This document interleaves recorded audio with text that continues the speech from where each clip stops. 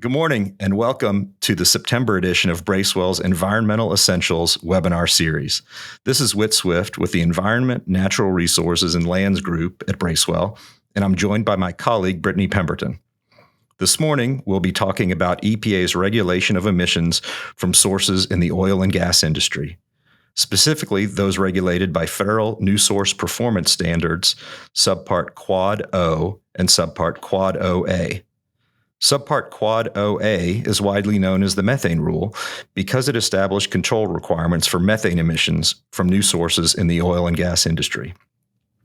We'll talk about how its status as the Methane Rule actually went away for a period of time, as the rule has been a bit of a political football over the past few years. We'll talk about what happened this summer with the Methane Rule and how the current administration's actions have set the table for regulating emissions from an entirely different group of sources, that is, the existing sources in the oil and gas industry. We've got a lot to cover this morning. We're going to talk about the history of the NSPS regulating the oil and gas industry, this summer's Congressional Review Act action, how that Congressional Review Act action affected the scope of the NSPS and what sources are covered by the standards, as well as how that Congressional Review Act action affected the pollutants regulated by the Methane Rule. And then last, we'll talk about what to expect from EPA with regard to future regulatory action on methane emissions. We can't talk about the Methane Rule without providing at least some context for these most recent actions. And as I stated, these are federal New Source Performance Standards for crude oil and natural gas facilities. They apply to the crude oil and natural gas production source category, and that source category is divided into two basic segments. First is the production and processing segment, which runs from the well up through the gas plant. Second is the transmission and storage segment, and gas enters the transmission and storage segment after the gas plant. This is an important distinction because some of the rule changes that occurred in 2020 and that were undone in 2021 affect specifically that transmission and storage segment. And those changes have been a source of particular confusion for some of our clients in the midstream industry. Now, these federal NSPS standards for oil and gas they're really two separate rules, two separate standards. The first is Subpart Quad O, which applies to sources constructed between August 2011 and September 2015. The second is Subpart Quad OOOa, which applies to sources constructed after September 18th, 2015. And these federal standards establish emissions control requirements for a number of common oil and gas type sources. Those include gas wells, well completions, compressors, pneumatic controllers, storage vessels, sweetening units, as well as a series of equipment leak standards for fugitive emissions, the kind of LDAR program where folks look for fugitive sources of emissions and must repair those on a particular schedule. The standards regulate emissions of VOC, or volatile organic compounds, as well as sulfur dioxide, or SO2. And then the Methane Rule, in addition to VOC and SO2, regulates emissions of methane. Subpart Quad OOOa is known as the Methane Rule because it took that monumental step, I guess, in EPA establishing NSPS requirements for the greenhouse gas methane, which was a key part of the Obama EPA's climate efforts. EPA adopted the Methane Rule in the summer of 2016, just months before the 2016 election. And one interesting wrinkle in this is that while the Methane Rule regulated methane emissions from oil and gas sources, it did not actually establish emission standards for the control of methane that were different from the emission standards for the control of VOCs. So, for example, the control requirements in Subpart Quad OOOa, or the Methane Rule, for well completion that were identified as methane controls, those same practices or standards were identified in the rule as VOC control measures.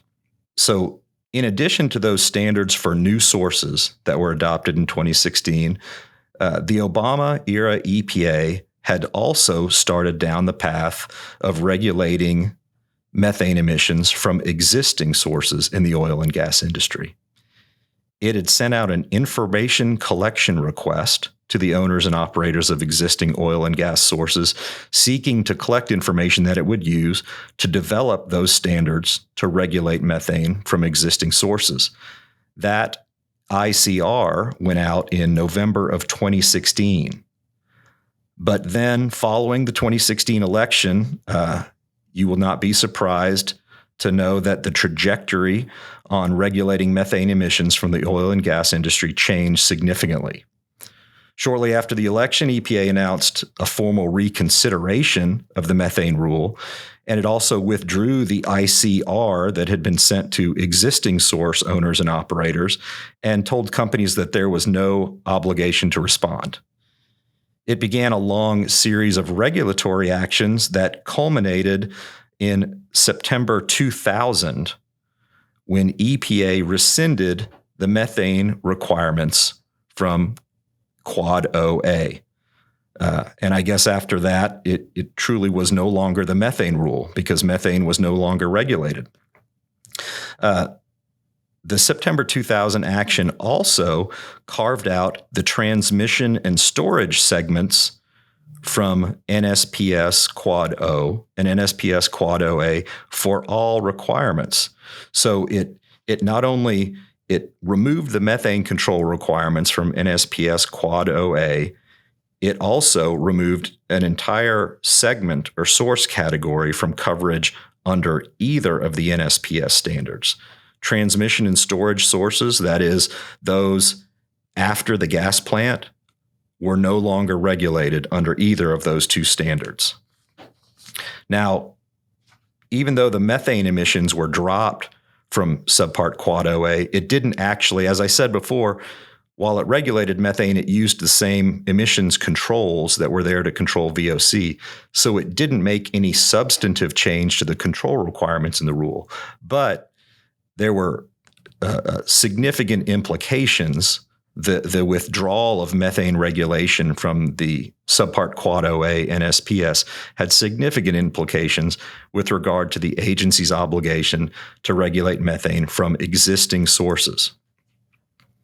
So that all happened in late 2000, and then we had the 2020 or late 2020, and then we had the 2020 election and a new president that had made climate change and the regulation of GHGs a big part of the campaign. So this new administration's scrutiny of the Trump-era EPA's changes to the methane rule resulted in this Congressional Review Act action that was signed on June 30th of 2021, this summer. And it's a rarely used tool that requires alignment of both houses of Congress and the president and an agency's recently promulgated rule. And this just happened to be the stars aligned, and that allowed the Congressional Review Act to actually be employed. And it went after this September 2020 rule in which the Trump EPA had limited both the scope of the NSPS standards and removed the regulation of methane from the NSPS. This rule is being referred to now by EPA as the 2020 policy rule. Now, the effect of the president signing a Congressional Review Act resolution is similar to a court vacating the rule. It effectively wipes the rule from the books as if it was never adopted in the first place. And so when the Congressional Review Act action was signed at the end of June, it effectively reverted the version of Subpart Quad O and Quad OOOa to the rule language that had been placed immediately prior to the adoption of this 2020 policy rule. So there were two big impacts of that Congressional Review Act resolution. First is the return of the transmission and storage sector to regulation under the federal NSPS. By rescinding that policy rule, those sources in the transmission and storage sector are once again regulated under subparts Quad O and Quad OOOa. And this was a particularly complicated change for those sources because in addition to sort of the whipsaw of being reverted back into coverage under subparts Quad O and Quad OOOa after they had been carved out in September 2000. But in addition to the sort of being brought back into coverage, there was real complexity regarding which version of the rule they were subject to. And that is because in addition to this policy rule, EPA had adopted a series of other substantive changes to the sort of control requirements that are there in NSPS Quad OOOa, such as changes to the required schedule for conducting fugitive monitoring. And so there was a real complexity because not only are these sources now brought back into coverage under the NSPS standard, but then there's questions about which version of the rule they're subject to. So folks in the transmission and storage segment not only had to dust off their NSPS Quad O and Quad OOOa compliance manuals, but they also had to figure out which old version of the rule they were subject to. And it led to a lot of questions from our clients in the midstream industry as they tried to untangle these requirements and figure out what they should be doing with that rule basically springing into effect for them this summer. EPA did issue a question and answer document on this, and it specifically directed those sources in the transmission and storage sector to comply with some particular previously adopted versions of the two rules, a version of Quad O that had been adopted in 2016 and a version of Quad OOOa that had been adopted in 2018. But this was a particularly challenging, for those folks in the midstream industry that had transmission and storage segment sources subject to this rule. It was a particularly challenging, sudden change in regulatory applicability to navigate. Now, the second impact of that Congressional Review Act resolution related to the regulation of methane. And again, the September 2020 rule had removed methane as being a regulated pollutant under Subpart Quad OOOa. But the Congressional Review Act action, by essentially vacating that rule, reinstituted the regulation of methane under Subpart Quad OOOa. And that's important because the action then set the table for EPA to regulate methane emissions, again, from existing sources in the oil and gas industry under the Federal Clean Air Act. So there's a history of what's been going on with the methane rule over the past several years and kind of setting the table now for my colleague Brittany Pemberton from Washington, D.C., who's going to talk about what EPA is working on now relating to the regulation of methane emissions from both new and existing sources in the oil and gas industry. Brittany? Thanks, Whit. I thought it would be important to set the stage here to mention the executive order that the president signed really just about his first day in office about protecting public health and the environment and restoring science to tackle the climate crisis. That executive order, as you all may recall, it really directed a number of administrative agencies to take very specific actions. There was even a list attached to it of various prior administration rulemakings that the new Biden administration officials we're directed to take a look at. And the actions that Whit was just talking about, the 2020 technical rule and the 2020 policy rule with regard to the oil and gas sector and the regulation of methane and VOCs, were certainly on those lists. And there were specific actions that EPA is supposed to take. One of those is to suspend, revise, or rescind the 2020 policy rule and the 2020 technical rule. There's really no need at this point for EPA to take any further action to suspend or rescind the policy rule because the CRA resolution that was passed in the middle of the year did that. But we are expecting action this fall when it comes to the technical rule, and we're also expecting action on the second item that EPA was tasked with under the executive order, and that is possible new and comprehensive methane and VOC standards for existing operations across all segments of the oil and natural gas industry. So EPA has already started with a regulatory process to tackle both of those items. They've had some listening sessions in June of this year. Through the end of July, there was a non-rulemaking docket that was opened for pre-proposal comments with not very much guidance from EPA as to what they were looking for input on. So a number of folks from the industry side of things, as well as pro-environmental groups and others, put forth thoughts on what they think EPA should be considering as it goes about both of these rulemakings that were expected. And then later this fall, as soon as really this month, we are expecting a couple of actual notices of proposed rulemaking. The regulatory agenda says that those are coming in September, or actually in October, but it sounds like they may come out a little bit sooner than that, largely because Administrator Reagan has been giving remarks around town most recently, even just last week, saying that September is really going to be methane month. So 2 proposals that are coming, whether that's this month or next. One of those is expected to further explain the impact of the CRA resolution on the policy rule, and then the other is to review the current state of play.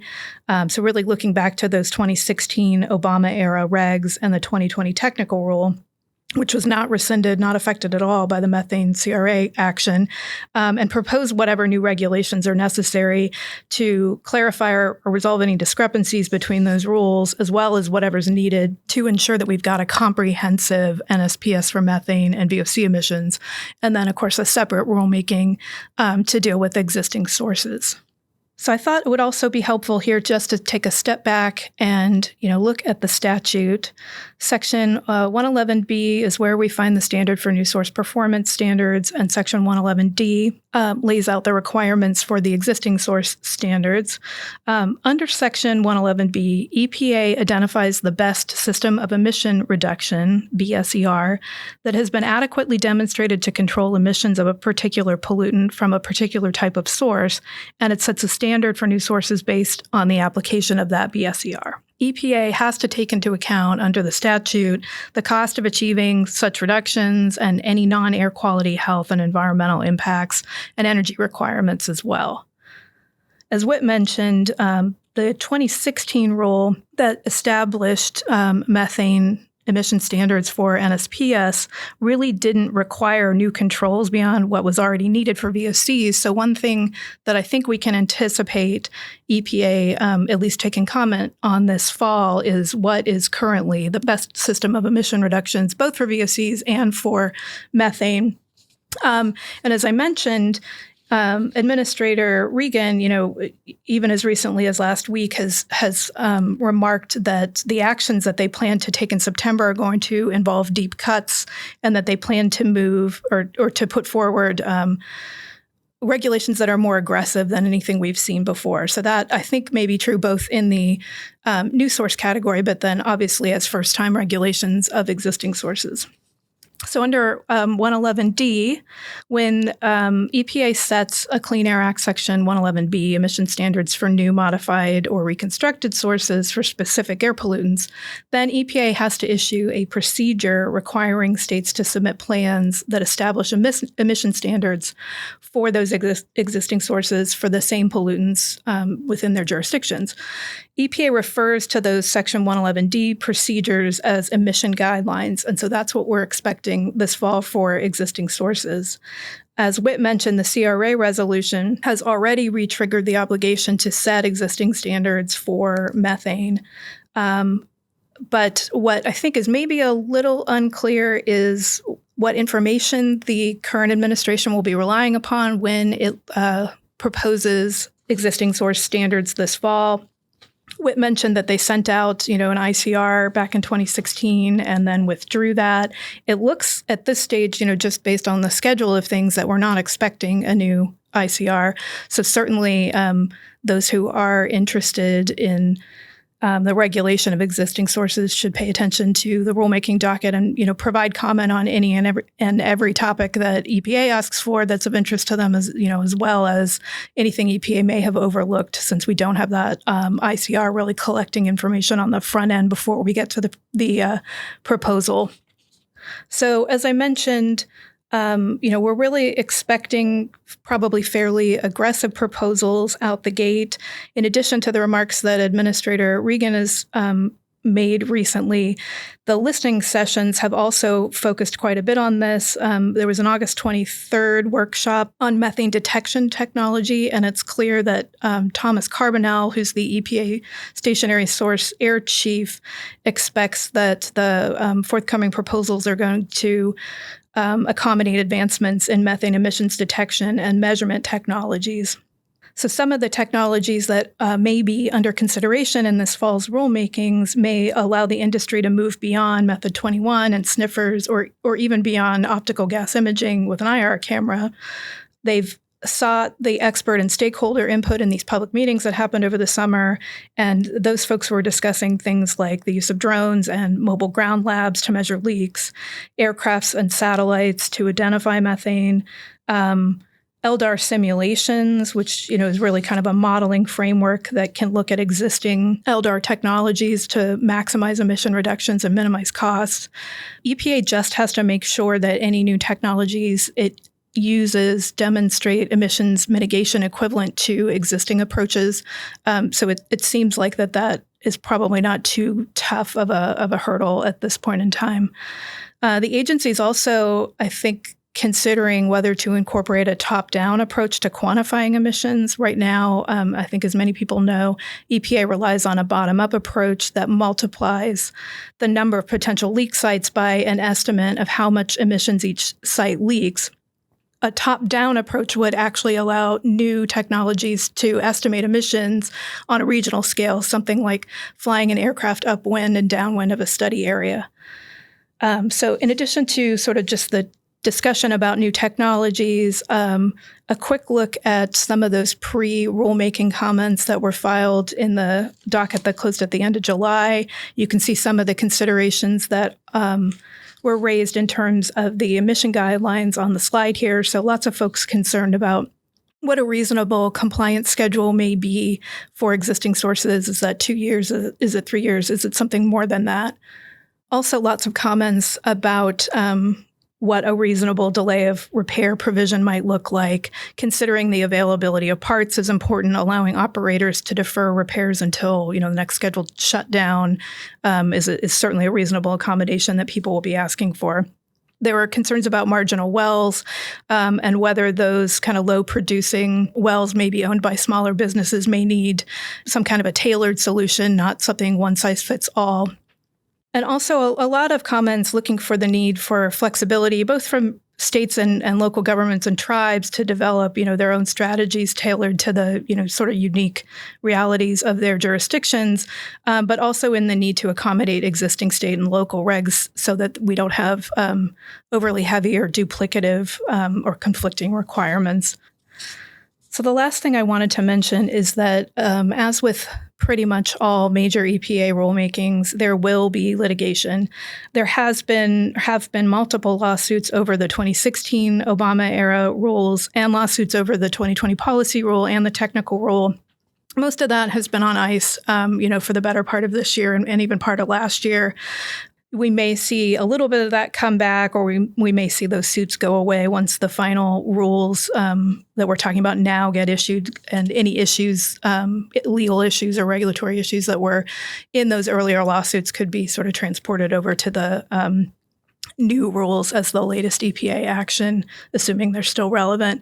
But there's, almost certainly going to be litigation over these rules once they get finalized. A variety of issues, but just to highlight a couple, one of these arises from the unique procedural circumstances that we're in with the use of the Congressional Review Act to disapprove the 2020 policy rule. The CRA prohibits future rules that are substantially the same as the nullified rule. The House Energy and Commerce Committee published a congressional report along with a methane CRA resolution this past June, and it explained why it thinks this shouldn't be a problem for any new regulations of methane or VOCs. And that's that the 2020 policy rule was really purely deregulatory. So a CRA resolution disapproving that doesn't preclude, positive regulation under Section 111 for the oil and gas industry in the future. EPA, may or may not articulate a similar rationale, but it's ultimately going to have to explain in these rulemakings coming up how its, new actions meet the CRA requirement. But a couple of wrinkles just to keep in mind is that the meaning of substantially similar is really open to question. It hasn't been thoroughly litigated. And we may even see a fight about whether EPA's determination that a new rule is not substantially similar is even subject to judicial review. So kind of some interesting things to watch out for just because of the CRA action that was taken. A couple of other legal arguments that we may see. One is an issue in the Trump administration's policy rule where they contended that Section 111 requires or at least authorizes EPA to require a pollutant-specific significant contribution finding as a predicate for promulgating a standard performance for that pollutant. The Trump administration adopted this view to impose an additional legal hurdle on regulating methane. But that was a departure from EPA's prior position that really 111B requires the listing of a source that causes or contributes significantly to air pollution. And then once that source is listed as a category, EPA can set emission standards for new sources. That was an issue in litigation recently, even in the D.C. Circuit about the Affordable Clean Energy Rule, the ACE rule. But it really remains an unresolved issue because the court there decided that even if a pollutant-specific contribution finding were necessary, EPA had met that standard in explaining why it decided to issue greenhouse gas emission standards for, EGUs. So the, D.C. Circuit had the opportunity to decide this question of whether it needs to be a pollutant-specific finding or whether a source-specific finding is enough, but punted. So we can look for EPA to reiterate its pre-Trump interpretation in upcoming proposals and defend that in court. But, if they explain why they've decided to regulate methane emissions now, the D.C. Circuit may take a similar approach and really say, we recognize this legal dispute, but we don't need to answer the question. We'll have to see. The other one I'll point out, just because it's interesting, is another issue from the policy rule that I think actually has truly been resolved through additional litigation, that case that I mentioned on the ACE rule. This is the argument that there's an exclusion in Section 111D for hazardous air pollutants and that it precludes the EPA from regulating a source category under Section 111D for any pollutant if that source category has already been regulated under Section 112. The D.C. Circuit, just earlier this year had that issue in front of them in the context of the ACE rule, and they really rejected that point. They held that the EPA has the authority to regulate a source category for HAPs under Section 112 and regulate that same source category for different pollutants under Section 111D. These are different sections of the statute. They have different purposes. We can't write one of them really out of the statute by such an interpretation. So that's the American Lung Association case from, I think, January 2021, if you're interested in taking a further look. The last thing I just wanted to mention was that I think more and more there's a potential for a court to block new EPA rulemakings from taking effect. Totally speculative at this point for us to even wonder whether that may happen here, in part because we don't really know what the compliance deadlines might be under these new rules once they're finalized. It may be that there's plenty of time for litigation to get going while people try to figure out how to comply. But if somebody did try to get an injunction to block the implementation of either new source performance standards or the emission guidelines that are coming. That challenge has to be heard in the D.C. Circuit. And I don't know.